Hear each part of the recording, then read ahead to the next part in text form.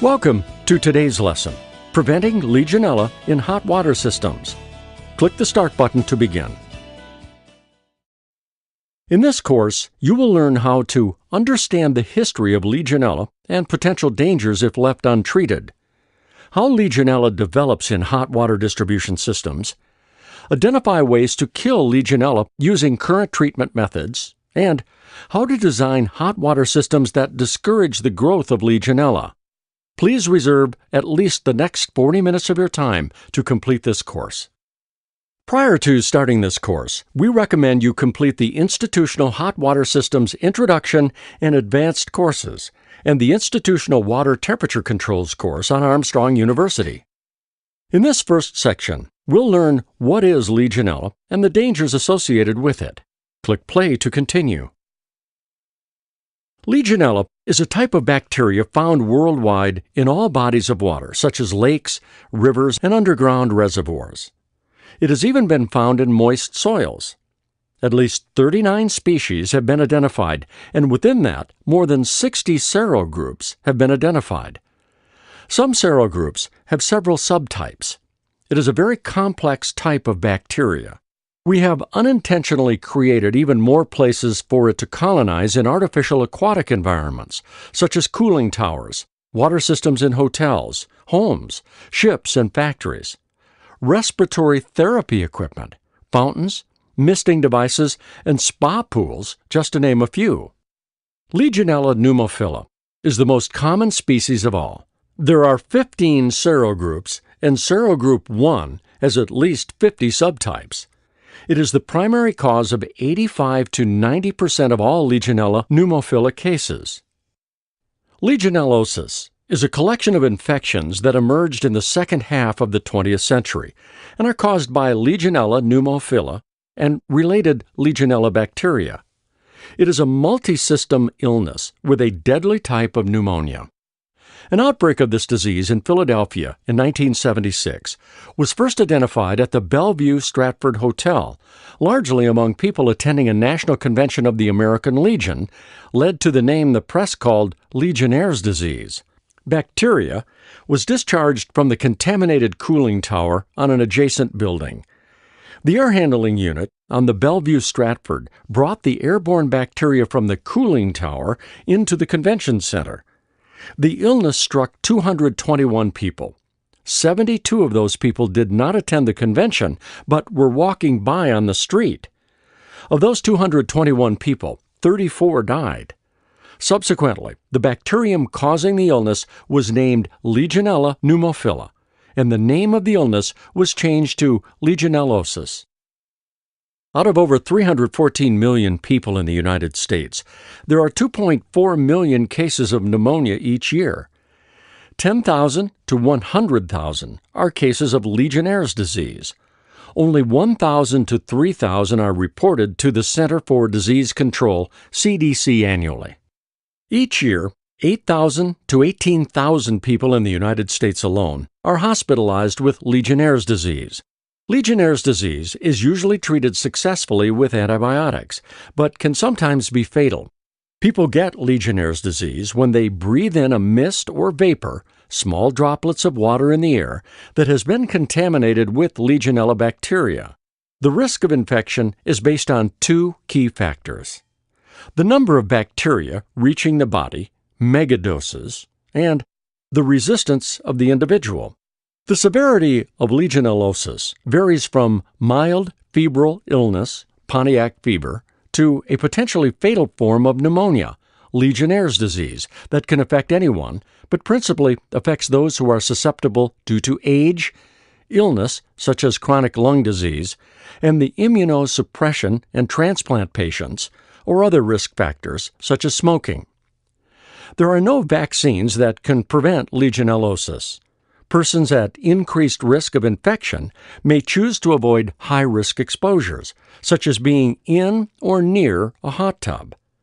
Some people can take a higher exposure to Legionella bacteria because their resistance levels are high. Here are some recent statistics about Legionnaire's disease. The incubation period is 2 to 10 days. 75% of the cases occur in the community, out and about, 25% nosocomial, exposure within a hospital. Initial symptoms are nonspecific: loss of energy, headache, nausea, aching muscles, high fever, and chest pains. Legionnaire's disease can have symptoms like many other forms of pneumonia, so it can be hard to diagnose. Underlying disease and advanced age not only increase the risk of contracting Legionnaire's disease, but also the risk of dying from it.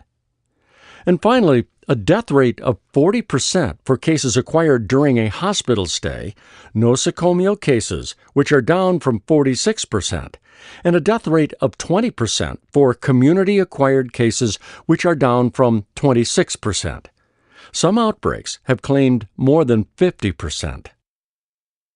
So how does someone contract Legionnaire's disease? In all cases, there is a contaminated source of some kind. In this example, a decorative fountain. The bacteria becomes airborne in the mist through evaporation and is transmitted from the source to the susceptible host through inhalation, where their lungs become the next point of colonization for the bacteria. Most cases of Legionnaire's disease go undetected due to lack of testing. Other cases are missed because test procedures are not sensitive enough.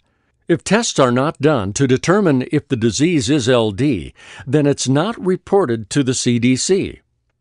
It is happening a lot more than we realize. It's just not getting reported. Healthy people who contract it may be treated with antibiotics such as erythromycin, and the patient gets better, so further testing is never done to determine if the pneumonia-like symptoms were actually LD. Deaths from undetected cases are classified as pneumonia with an unknown cause. Legionnaire's disease is considered an environmental disease. It cannot be transmitted between individuals or be caught by drinking water with the bacteria in it. Legionella is most dangerous when it becomes airborne in water vapor and is inhaled, where it can begin to colonize in lung tissue and develop into legionellosis. Most cases occur 1 or 2 cases at a time and not an outbreak. Sporadic cases are generally not reported to the public. The overall opinion is that the public doesn't see the problem as a threat. If a person is at risk, they can potentially contract legionellosis just from walking through a hospital. Many governments around the world have established guidelines to protect their citizens against the dangers of Legionella. Health and safety organizations in a number of countries have established guidelines for preventive maintenance and testing of water in domestic hot water systems for the Legionella bacteria. These organizations include the Center for Disease Control, the U.S. Environmental Protection Agency, and the U.S. Occupational Safety and Health Administration. You can access the guidelines provided by the organizations from the Links menu. Let's now look at the potentially dangerous condition that allow the growth of Legionella in hot water systems. Click play to continue. A domestic hot water system is at risk for Legionella incubation if any of the following have occurred: dead-leg pipe runs or takeoffs from the central recirculating hot water loop to remote points of use, individual showers and lavatories which have infrequent operation for extended periods, water heaters with set points below 140 degrees Fahrenheit or water temperatures which fall below 122 degrees Fahrenheit at any point in the circuit before draw-off. An aquastat to shut off the recirculation pump to either save energy or as a safety measure if the recirculating hot water system exceeds a preset temperature. And tank-type heaters, which offer conditions for the bacteria to colonize and multiply within the system. This is a typical storage tank feedback unit used in some institutional hot water systems. As water is circulated through the system and through the water heater, colder water is along the bottom of the tank around a heating bundle. It becomes a common bacterial amplifier for Legionella because of the temperature stratification that can occur within the tank. Scale that builds up on the heat exchanger over time falls off and collects in the bottom of the tank, creating a stagnant area where the water cannot be recirculated. Food sources such as algae and amoeba come in from the city water supply. Silt and other materials in suspension within the water also come in with the city water. The bottom of these tanks provide the ideal conditions in which Legionella likes to colonize, including the right temperatures, stagnant conditions, and a food source. Where does Legionella come from? It may exist in poorly treated water. Typically, city water is treated with small amounts of chlorine. Poorly designed plumbing systems. This is the prime location where Legionella can colonize and develop megadoses of the bacteria, which may then potentially be exposed to people. And poorly treated plumbing systems. Where does the Legionella bacteria live? It will multiply the fastest in warm water within bacterial amplifiers where there is no movement of water or a stratification of temperatures in the water, such as within the biofilm of plumbing systems. Typical bacterial amplifiers include the following and are listed in order from the most potential to the least. Domestic hot water systems, cooling towers, evaporative condensers on large air conditioning systems, such as those commonly found in hotels and large office buildings. Respiratory care equipment, showers and faucets, whirlpool baths, hot tubs. Humidifiers, evaporative type, not steam humidifiers that use purified water. Decorative fountains, grocery store misters. Stores should be using purified or RO water rather than tap water, and potting soil. Legionella lives in the bacterial amplifiers, particularly in the biofilm within plumbing systems. Once on the surface, these organisms secrete a slimy or glue-like substance, polysaccharides, that allows them to securely anchor themselves on the surface and form connections with other organisms. After attachment, these organisms divide and expand into multicellular communities or microcolonies and create a protective barrier commonly known as a biofilm. Algae and amoeba in the biofilm are a food source for Legionella. A buildup of Legionella bacteria can exist inside the biofilm of a water heater storage device where it typically colonizes. The biofilm essentially protects the Legionella. If the hot water system experiences water hammer due to hydraulic shock, dangerous levels of Legionella bacteria could potentially be released from the biofilm. The key to preventing legionellosis is maintenance of the water systems in which Legionella grow. Important preventive measures to help reduce the risk of Legionella include the following: designing, operating, and maintaining water systems to minimize the growth of waterborne pathogens, minimizing water stagnation, avoiding water temperatures optimum for growth, eliminating scale, sediment, and biofilm, minimizing food sources, reducing available storage tanks, which are bacterial amplifiers. If the facility has a high risk for Legionella, consider more costly measures to fix the system and reduce the risk, and documenting all preventive measures to show you took responsible action. Guidelines for appropriate water temperatures and chemical treatment of water for legionellosis prevention can be found in ASHRAE Guideline 12-2000, which is available online. There are two ways to approach the management of Legionella issues in a facility: reactive and proactive. With the reactive approach, don't take preventive measures or test water unless disease is identified. If disease is identified, test water systems for Legionella. If the source of contamination is identified, disinfect it. And do follow-up testing for about 6 months. With the proactive approach, operate and maintain water systems to minimize Legionella. Test the water to see if preventive measures are working, and disinfect systems if necessary. The CDC does not recommend regular water sampling. If you test for Legionella, you're more likely going to find it. Negative results may create a false sense of security, and positive results may create a false alarm. Sampling results, though sometimes inconclusive, may provide life-saving information.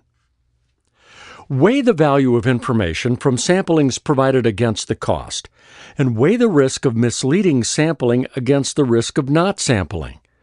You should also consider risk management. Do not use sampling as a substitute for preventive measures. Now we'll review water temperatures and the ranges that are most effective for controlling Legionella. Click play to continue. This chart shows a breakdown of temperature recommendations for domestic hot water systems recommended by health and safety organizations around the world, as well as examples from different countries. Storing or recirculating water at higher temperatures becomes more attractive. Legionella can survive in the biofilm at the higher temps because the bacteria is somewhat protected by the biofilm. Click play when you are ready to continue.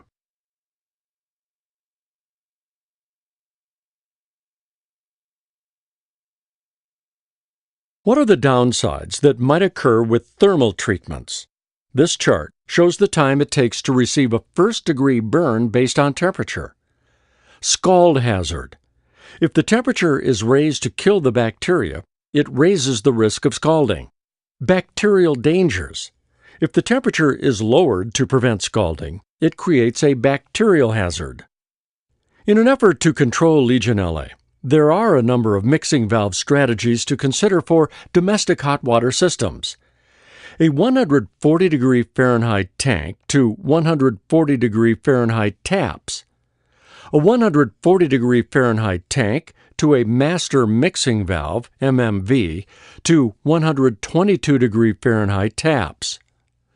A 140° Fahrenheit tank to an anti-scald shower or faucet valve, ASV, at 110° Fahrenheit taps.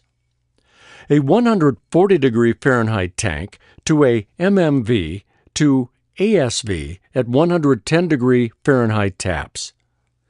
Additional guidelines can be found in the OSHA Technical Manual, Section 3, Chapter 7, from the Links menu. Another way to control water temperature at the point of use is with Armstrong's point-of-use Sense line of water temperature control products. It is a digital device that safely delivers blended water to the user and is also programmed to handle thermal flush treatments from generation all the way through point of use. Armstrong's Sense system is a series of 4 individual digital mixing valves designed for installation at the point of use to allow user control of water temperature and flow.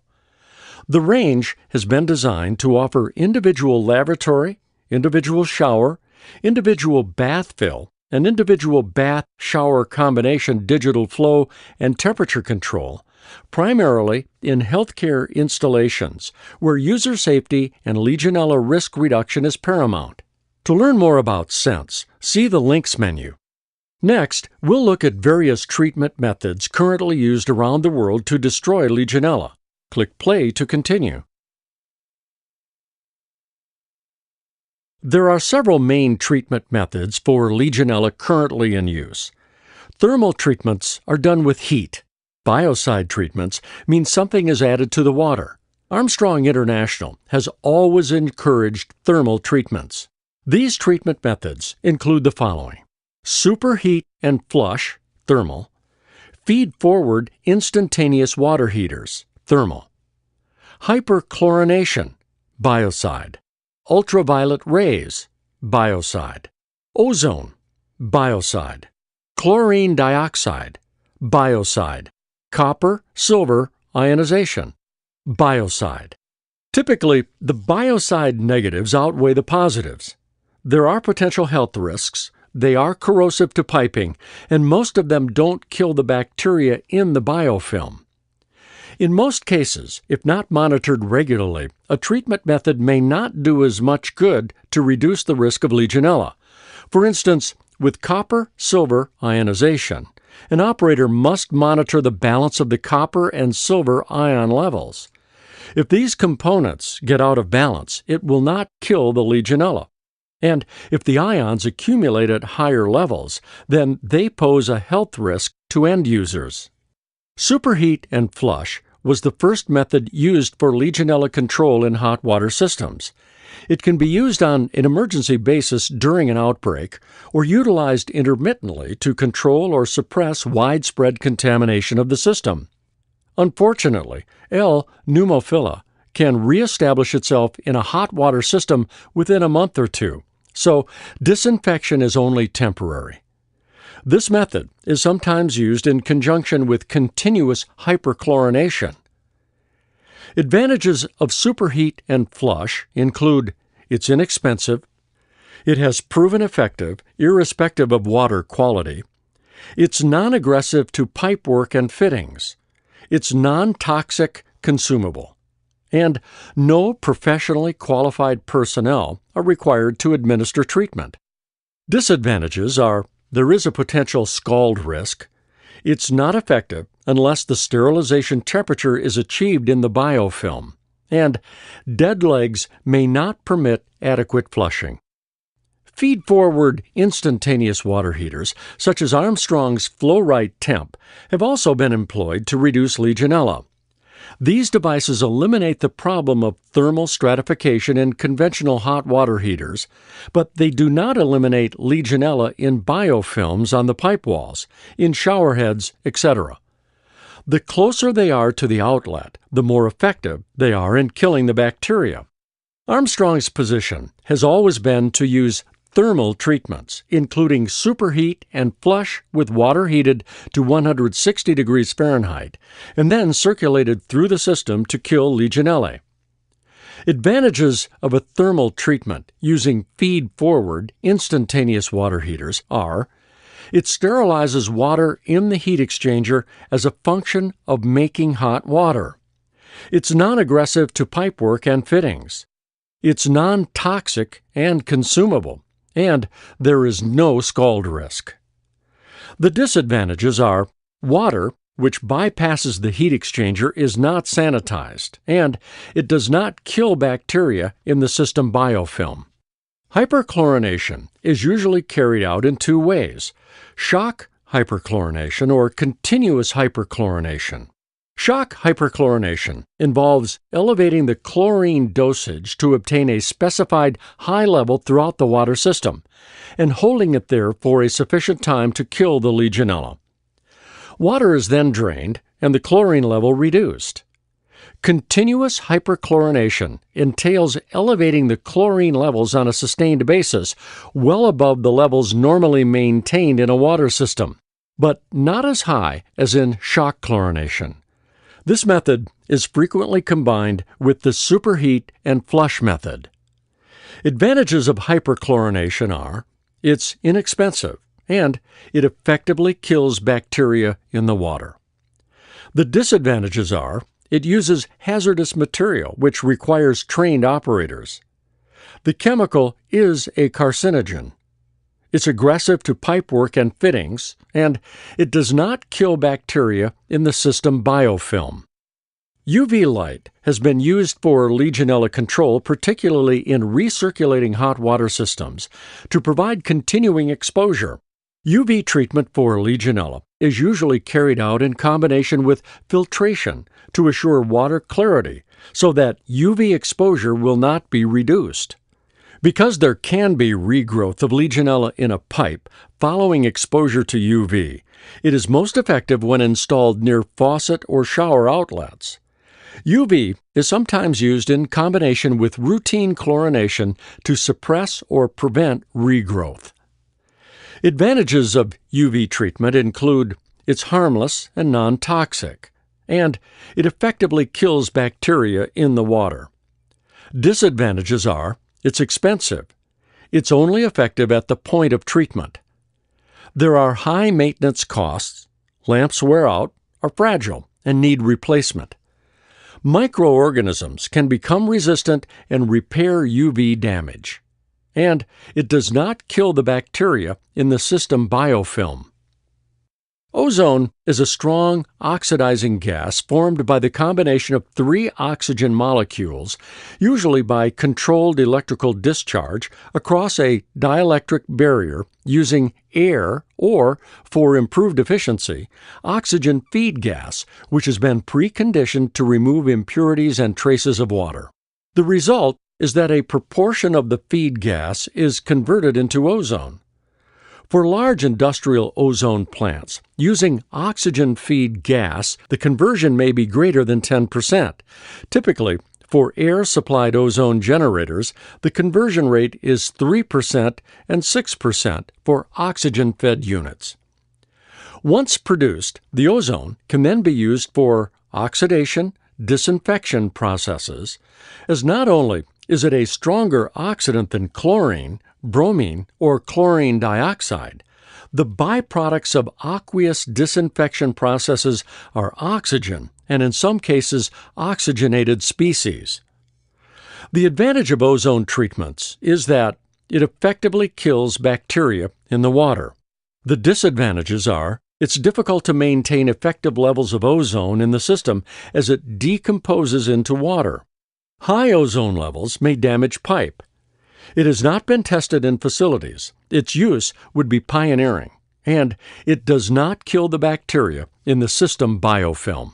Chlorine dioxide has been used successfully in Europe since the mid-1990s to control Legionella in institutional water systems. Chlorine dioxide is effective against many microorganisms and is more potent than many other disinfection methods over a short contact time. Advantages are it effectively kills bacteria in the water, and early indications show potential of killing bacteria in the biofilm as well as removal of the biofilm. Disadvantages are it's expensive.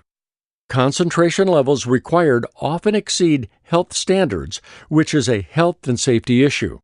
It's aggressive to copper piping. It needs special storage since it is a hazardous material. The chemical, potassium, chlorate, and hydrochloric acid, is unstable and may explode, and professionally qualified personnel are required. Copper-silver ion disinfection for Legionella control in institutional water supplies continues to gain acceptance. It is generally installed only on the hot water system prior to heating. The cold water piping depends on the chlorine residual in the service line.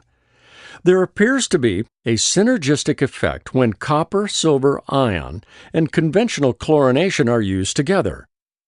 Advantages include the use of sacrificial anodes to produce ions that kill Legionella bacteria in the water, and ions also kill bacteria in the system biofilm.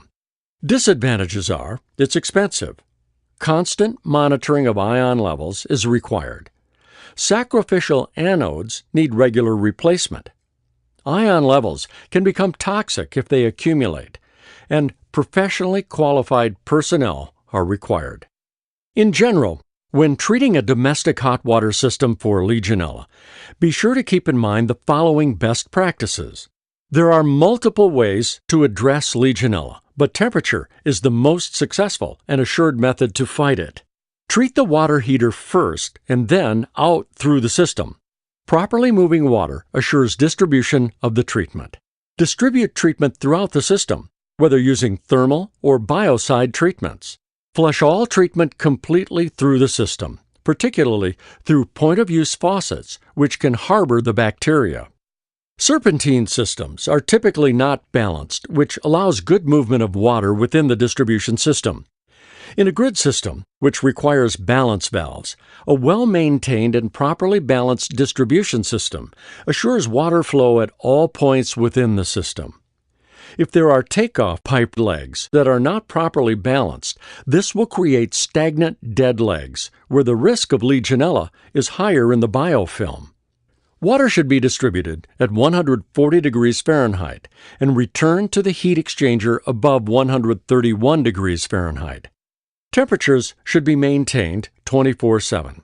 Even at 140 degrees Fahrenheit, there is still no guarantee that all parts of the hot water system can be maintained at these temperatures.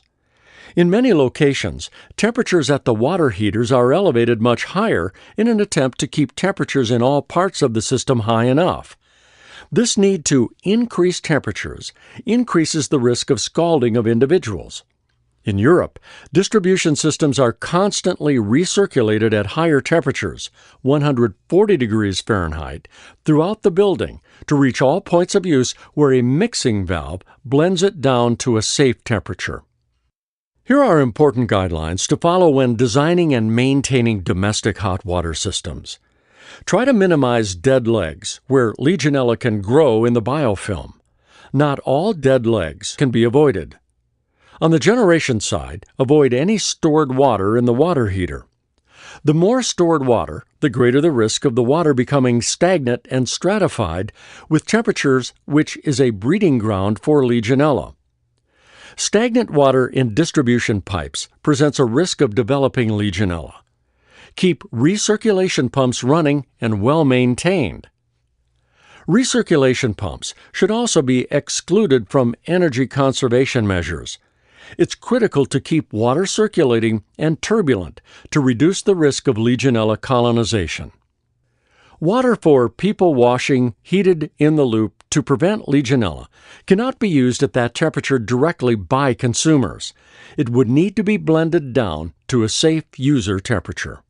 By completing this course, you should now understand the history of Legionella and potential dangers if left untreated. Know how Legionella develops in hot water distribution systems. Be able to identify ways to kill Legionella using current treatment methods. And know how to design hot water systems that discourage the growth of Legionella. Thanks for completing Armstrong's Preventing Legionella in Hot Water Systems training course. We encourage you to continue expanding your knowledge by completing other courses on Armstrong University. Armstrong provides intelligent system solutions that improve utility performance, lower energy consumption, and reduce environmental emissions while providing an enjoyable experience.